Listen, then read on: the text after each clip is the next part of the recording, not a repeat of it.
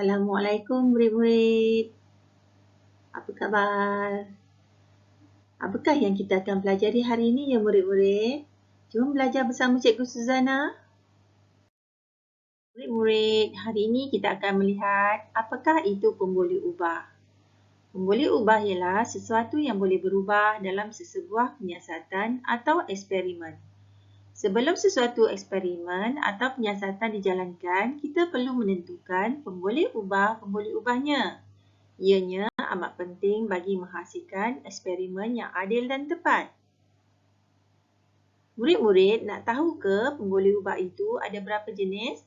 Jom kita lihat.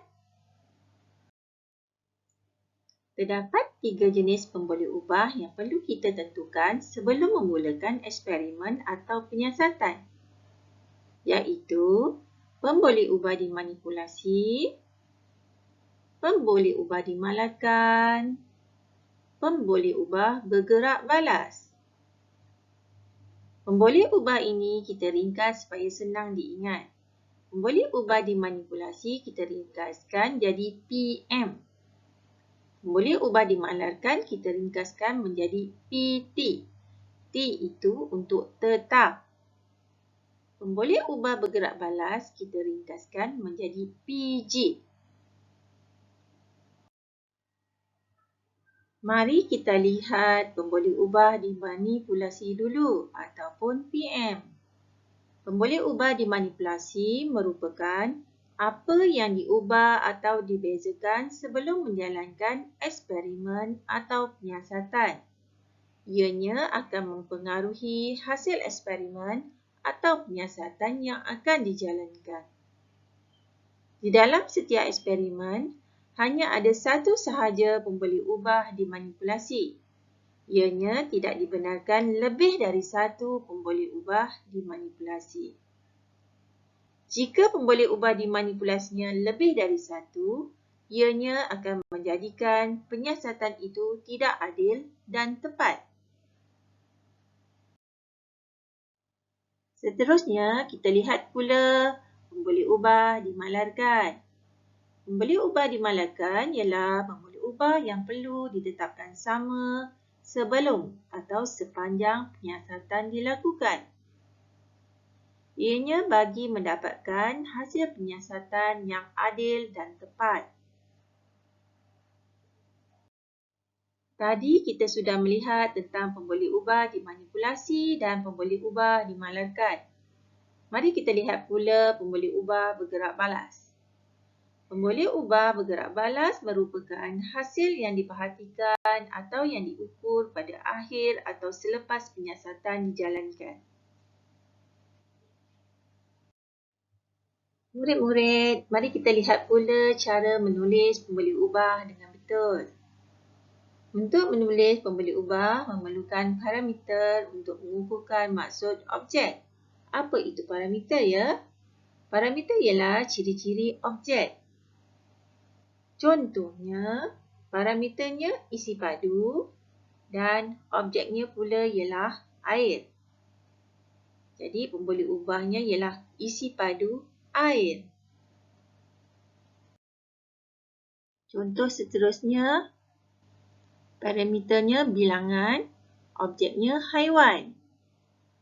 Jadi, dia punya pemboleh ubahnya bilangan. Contoh lagi, parameternya masa, objeknya pula ais melebur. Jadi, dia punya pemboleh ubahnya ialah masa ais melebur. Pula, parameternya ialah saiz, objeknya ialah kotak. Jadi, pemboleh ubahnya saiz kotak. Mari kita lihat contoh yang terdapat di dalam buku teks sains tahun 4, muka surat 12. Faris dan Melan diberikan 2 pupuk yang sama. Mereka dikehendaki menyiasat jumlah air yang diperlukan untuk pembesaran pupuk yang baik. Faris meletakkan pupuknya di tepi tingkap. Ia menyiramnya dengan 100 ml air sekali seminggu. Melan pula meletakkan pokoknya di dalam almari. Dia menyiramnya dengan 100 ml air 3 kali seminggu. Selepas sebulan, saiz pokok Faris didapati lebih besar. Tumbuhan pokok ini lebih baik apabila disiram sekali seminggu, kata Faris. Saya fikir menyiasatan ini tidak adil. Bukankah pokok saya tidak mendapat cahaya matahari, kata Melan. Mengapakah Melan merasakan penyiasatan ini tidak adil? Cuba kita fikirkan, ya murid-murid.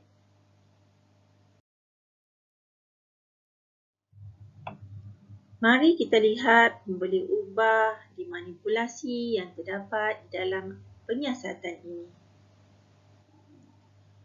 Yang diubah ialah jumlah cahaya matahari. Kenapa kita kata jumlah cahaya matahari adalah pembeli ubah dimanipulasi, ya? Ianya kerana Faris meletakkan pokoknya di tepi tingkap di tempat yang ada cahaya matahari. Manakala Melan meletakkan pokoknya di dalam almari di tempat yang tiada cahaya matahari. Ada lagi satu pembeli ubah dimanipulasi di dalam penyiasatan ini, iaitu jumlah air yang disiram. Faris menyiram sebanyak 1 kali dalam seminggu, manakala Melan pula menyiram 3 kali seminggu. Apabila ianya berbeza, maka ianya adalah pembuli ubah dimanipulasi. Jika kita lihat, ada 2 pembuli ubah dimanipulasi di sini. Adakah ianya adil? Ianya tidak adil kerana hanya 1 pembuli ubah dimanipulasi sahaja yang dibenarkan untuk penyiasatan ini. Jadi, apa yang difikirkan oleh Melan itu sangat betul. Penyiasatan ini tidak adil. Sekarang kita lihat pula pembeli ubah dimalarkan yang terdapat di dalam penyiasatan ini. Apa yang kita tetapkan sama untuk kedua-dua pokok ini? Iaitu isi padu air 100 ml untuk menyiram. Jenis pokok. Kedua-dua pokok mesti dari jenis pokok yang sama. Contohnya, pokok keembong mesti sama dengan pokok keembong. Tidak boleh berlainan jenis. Jenis tanah juga mesti sama. Kuantiti tanah pun mesti sama. Untuk pembeli ubah dimalarkan, ianya dibenarkan lebih dari 1 pembeli ubah. Tidak seperti pembeli ubah dimanipulasi hanya 1 sahaja. Mari kita lihat pembuli ubah bergerak balas pula yang terdapat dalam penyiasatan ini. Pembuli ubah bergerak balas ialah apa yang kita perhatikan di akhir eksperimen dan ianya merupakan hasil eksperimen tersebut. Jadi, pembuli ubah bergerak balas yang terdapat di dalam penyiasatan ini ialah saiz pokok selepas sebulan. Mari kita perbetulkan semula penyiasatan ini, ya murid-murid. Bagi mendapatkan penyiasatan yang adil, pembeli ubah dimanipulasinya hanya perlu ada 1 sahaja. Jadi, kita jadikan jumlah air yang disiram sebagai pembeli ubah dimanipulasinya. Kita ubah jumlah air yang disiram sahaja. Pembuli ubah dimalarkan pula kita tetapkan iaitu jenis tanah, kuantiti tanah, jenis pokok dan satu lagi kita tambah iaitu jumlah cahaya matahari. Jadi, kedua-dua pokok diletakkan di tempat yang mempunyai cahaya matahari. Pembuli ubah bergerak balas pula yang diperhatikan dalam sesuatu penyiasatan iaitu saiz pokok selepas sebulan. Didapati selepas sebulan, saiz pokok Melan lebih besar berbanding saiz pokok Faris. Penyiasatan ini adalah adil dan tepat. Murid-murid, mari kita lihat contoh-contoh penyiasatan yang lain, ya. Mari kita lihat contoh ini. Raja di bawah menunjukkan jumlah belalang yang sama banyak dimasukkan ke dalam dua bekas. P dan Q yang mempunyai saiz yang berbeza. Penyiasatan ini dijalankan selama 1 hari. Cuba murid-murid catatkan apakah pemboleh ubah yang dimalarkan di dalam penyiasatan ini. Pemboleh ubah dimalarkannya iaitu bilangan belalang, saiz belalang, jenis penutup bikar. Terdapat 3 pemboleh ubah dimalarkan di dalam penyiasatan ini. Cuba murid-murid catatkan pula apakah pemboleh ubah dimanipulasi yang terdapat di dalam penyiasatan ini. Cuba murid-murid lihat betul-betul gambar rajah ini. Di dalam penyiasatan ini, apakah yang berbeza ataupun yang diubah? Yang berbeza ialah saiz bikar. Bikar P besar dan bikar Q kecil.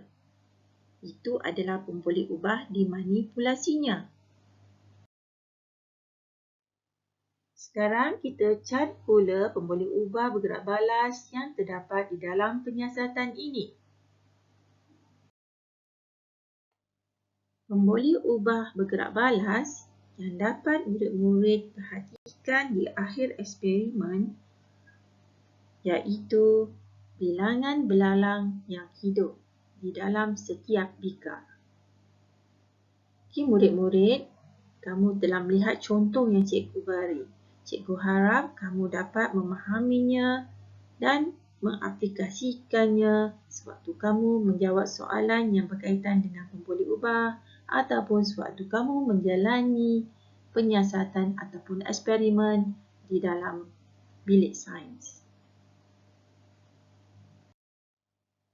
Sekian sahaja pelajaran kita hari ini, murid-murid. Cikgu harap murid-murid dapat memahami dan mengulang kaji pelajaran ini. Cikgu doakan murid-murid sihat dan ceria selalu di samping keluarga tercinta. Berjumpa lagi kita di video yang akan datang. Assalamualaikum.